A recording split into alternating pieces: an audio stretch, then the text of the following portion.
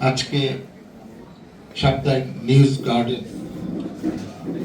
থেকে আয়োজিত আজকে ইফতার মাহফিলের সম্মানিত সভাপতি, আমাদের সকলের প্রিয় শ্রদ্ধাভাজন ব্যক্তি মোহাম্মদ ইলিয়াস খান সাহেব, উপস্থিত আছে আজকের অনুষ্ঠানে প্রধান আলোচক, এই অনুষ্ঠানে আমন্ত্রিত অতিথি বাংলাদেশ জামাতে ইসলামের ঢাকা জেলার সম্মানিত আমির মাওলানা আমির হোসেন দেলাওয়ার হোসেন, উপস্থিত অন্যান্য নেতৃবর্গ, সুধীমণ্ডলী, আসসালামু আলাইকুম।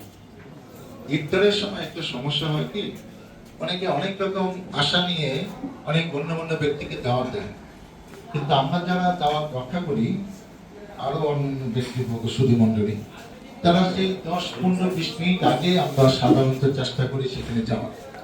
কেউ তো আধা ঘন্টা আগে আসার স্বাচ্ছন্দ্য বোধ করেন। ফলে আপনি যে এই কয়েকজনকে আস্তে আস্তে দেখে শুনে বক্তৃতা দেওয়ার সুযোগ দিবেন, এটা বেশিরভাগ জায়গায় কিন্তু হয় না। আবার অনেকে অনেক কথা আছে যে গুছিয়ে বলতে গেলে 4-5 মিনিট সময়ও লাগে। আপনি ইচ্ছা করলে 7-8 জনকে বক্তৃতা দেওয়া খুবই কঠিন কাজ। তাই আমি একটা জিনিস ভাবি, আজকে এখানে আগেও একটি আমি নিউজ গার্ডেনের অনুষ্ঠানে গিয়েছি ওমর ফারুকে, যে এবং আমি জানানোর চেষ্টা করি যে উনি বিভিন্ন পেশা মানুষকে কিভাবে দাওয়াত দেয় এবং তারা সেটা রক্ষা করে সেখানে শরিকও হয়। এটা আমার কাছে খুব ভালো লেগেছে এবং এই অনুষ্ঠানে এটা দেখে আমাদের শিক্ষণীয় হলো যারা সমাজের পেশায় দলে নেতৃত্ব দিচ্ছে, যে কিভাবে সুন্দর করে দেখে দেখে বেছে বেছে দাওয়াত দিতে হয় এবং একটি সুন্দর অনুষ্ঠান গুড ম্যানেজমেন্ট করতে হয়। সেটা আমার মনে হয় ওমর ফারুকের নেতৃত্বে যে আমি 2টা অনুষ্ঠান দেখলাম, ওইটা এবং এটা অবশ্যই প্রশংসা করার মতো।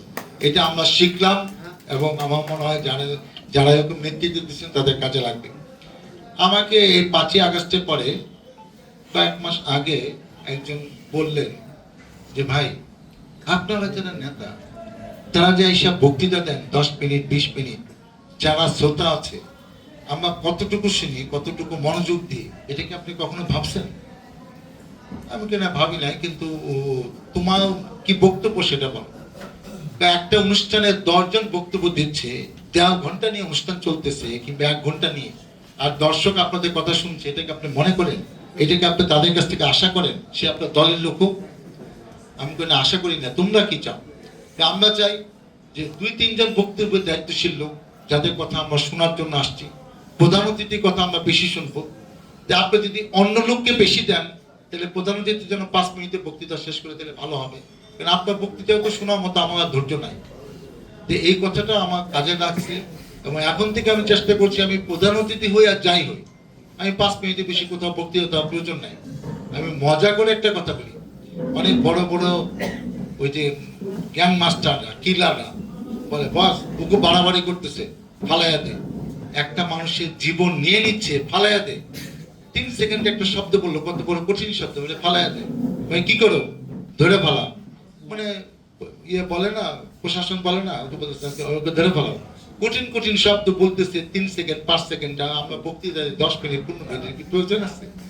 আমরাও মনে করি যে আমাদের জাতীয় পর্যায়ে কত রকম সংস্কারের প্রস্তাব আসতেছে, এগুলা অনেক কিছু হবে, সমাজ এগিয়ে যাচ্ছে, দেশ এগিয়ে যাচ্ছে। 5 তারিখের পরে আমরা সবাই জনগণকে নিয়ে ভাবছি যে জনগণ কি চায়, সব দলে একই মোটিভ। আমরা এইটা যদি ভাবি, আমাদের প্রথম নেতাদের সংশোধন হইতে হবে।